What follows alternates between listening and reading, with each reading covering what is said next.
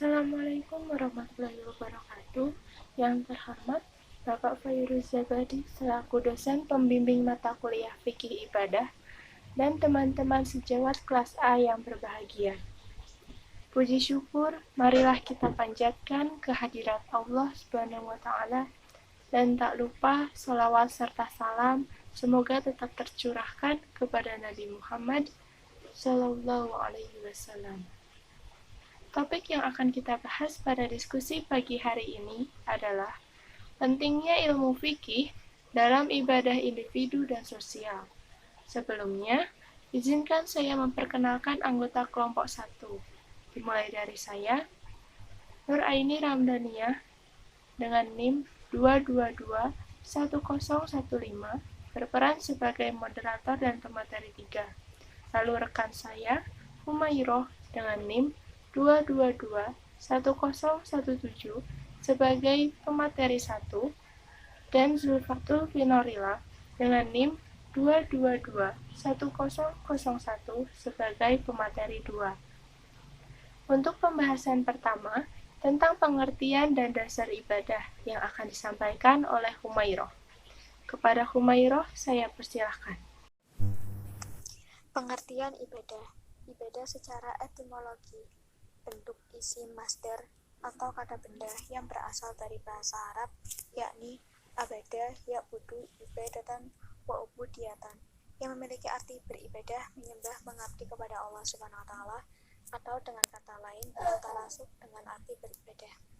Ibadah dapat juga diartikan tunduk, patuh, merendahkan diri, dan hina, yang artinya menurut Yusuf Qarawi, tunduk, patuh, dan merendahkan diri di hadapan Yang Maha Kuasa. Dengan demikian, pemakaian bahasa Arab ibadah itu lebih ditunjukkan kepada Allah, sementara abdu lebih ditunjukkan kepada selain Allah. Selaras dengan pendapat Hizbi As-Siddiqi yang mengartikan ibadah itu dengan taat, menurut, mengikut, tunduk, dan juga berarti doa. Ibadah secara terminologi, para ahli mendefinisikan arti ibadah ini dengan melihat dari berbagai disiplin ilmunya masing-masing. Ibadah adalah suatu nama atau konsep yang menyangkup semua perbuatan yang disukai dan diridhoi Allah, baik berupa perkataan maupun perbuatan, baik yang terlihat dalam kenyataan maupun yang tersembunyi dalam batin. Dalam pengertian yang lain, ibadah merupakan bentuk penghambaan diri seorang manusia kepada Allah Subhanahu wa Ta'ala. Dasar hukum ibadah. Dalam Quran Surat Al-Baqarah ayat 21, A'udzu billahi minasyaitonir rajim. Bismillahirrahmanirrahim. Ya ayyuhan nasu u'budu rabbakumul ladzi khalaqakum wal ladzina min qablikum la'allakum tattaqun.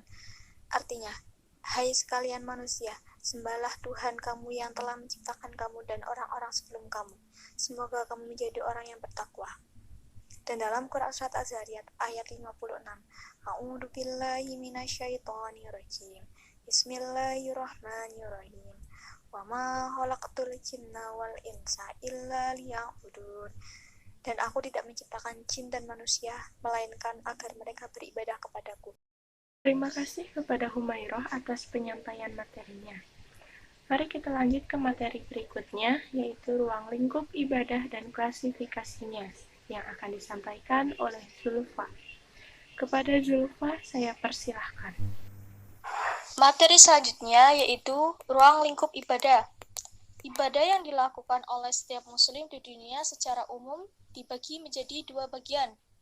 Yang pertama, ibadah khasah, ibadah yang khusus adalah apa yang ditetapkan Allah SWT, akan perincian-perinciannya, tingkat dan caranya tertentu, misalnya sholat, zakat, puasa, haji, dan lain-lain. Disebut juga ibadah mahdhah. Terus yang kedua yaitu ibadah ammah, ibadah yang umum adalah segala amal yang diizinkan Allah, misalnya dalam masalah muamalah, jual beli, politik, ekonomi, sosial, budaya, pendidikan, dan amalan soleh lainnya. Disebut juga ibadah ghairu mahdhah. Menurut Ibnu Taimiyah, ibadah dapat diklarifikasi sebagai berikut. Yang pertama, kewajiban-kewajiban atau rukun-rukun syarat seperti sholat, puasa, zakat, dan haji. Yang kedua, yang berhubungan dengan kewajiban di atas dalam bentuk ibadah-ibadah sunnah, seperti zikir, membaca Al-Quran, doa, dan istighfar. Yang ketiga, semua bentuk hubungan sosial yang baik serta penubuhan hak-hak manusia, seperti berbuat baik kepada orang tua, menjalani silaturahmi, menyantuni anak yatim, fakir miskin, dan ibnu sabil. Yang keempat, akhlak insaniyah, bersifat kemanusiaan, seperti benar-benar dalam berbicara, menjalani amanah, dan menempati janji. Yang kelima, akhlak rabbaniyah, bersifat ketuhanan, seperti mencintai Allah dan Rasul-Nya, takut kepada Allah, ikhlas dan sabar terhadap hukum-hukumnya. Terima kasih kepada Zulfa atas penyampaian materinya. Mari kita lanjut ke materi berikutnya, yaitu tinjauan ibadah dari segi bentuk dan sifatnya. Lalu, pentingnya ilmu fikih dalam ibadah bagi individu dan sosial. Ditinjau dari segi bentuk dan sifatnya, ibadah dibagi menjadi 4. Yang pertama, ibadah yang berupa perkataan. Contohnya, zikir, mengaji, menjawab azan, berdoa, menjawab orang yang sedang bersin, dan lain sebagainya. Yang kedua, ibadah yang berupa perbuatan yang tidak ditentukan bentuknya, seperti menolong orang yang tenggelam, menyelenggarakan pengurusan jenazah, membela diri dari gangguan orang jahat, dan lain sebagainya. Ibadah yang ketiga yaitu ibadah yang dalam pelaksanaannya berupa menahan diri. Contohnya, puasa, iktikaf, bermubasyarah, atau menahan diri untuk tidak berhubungan suami istri, menahan diri untuk tidak menggunting rambut dan kuku ketika berhaji, dan lain sebagainya. Ibadah yang terakhir yaitu ibadah yang bersifat menggugurkan hak. Contohnya, memaafkan kesalahan orang lain, membayarkan atau membebaskan orang yang berhutang dari hutangnya, dan masih banyak contoh yang lain. Selanjutnya yaitu pentingnya ilmu fikih dalam ibadah bagi individu dan sosial. Secara umum, pembahasan ilmu fikih ini dibagi menjadi 2, yaitu fikih yang mengatur hubungan manusia dengan Tuhannya, atau disebut dengan fikih ibadah, dan juga fikih muamalah yang mengatur hubungan manusia dengan manusia lainnya. Dengan demikian, dapat ditarik kesimpulan bahwa ilmu fikih sangat berkaitan erat dan sangat penting dalam beribadah, baik ibadah per individu seperti sholat, zikir, mengaji, dan lain-lain, maupun ibadah yang melibatkan interaksi sosial dan lingkungan seperti sewa-menyewa, jual-beli, perkawinan, waris, jinayah, dan lain-lain. Materi yang telah kita bahas tadi dapat kita simpulkan bahwa ibadah secara bahasa berarti menyembah, tunduk, dan mengabdi kepada Allah Subhanahu wa Ta'ala.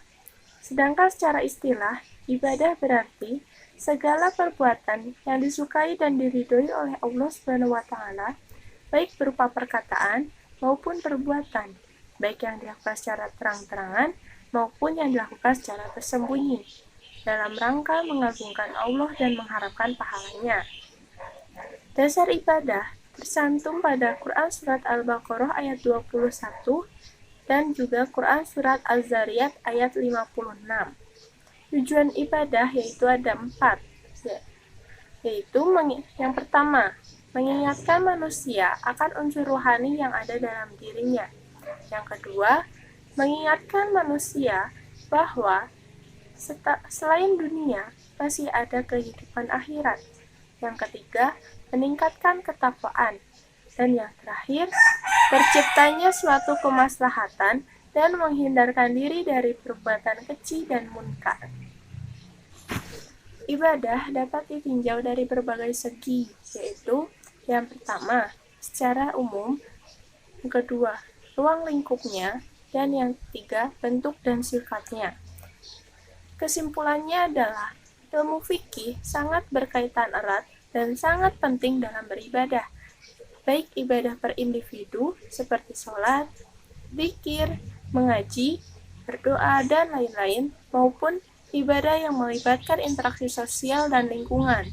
Contohnya, seperti sewa menyewa, jual beli, perkawinan, waris, jinayah, dan lain-lain. Sekian pemaparan materi dari kelompok 1. Mohon maaf apabila banyak kesalahan dan kekurangan dari kami. Terima kasih kepada Bapak dan teman-teman sekalian yang sudah berkenan menyimak dan menyempatkan waktunya untuk hadir pada acara diskusi pada pagi hari ini. Sekian dari kami. Wassalamualaikum warahmatullahi wabarakatuh.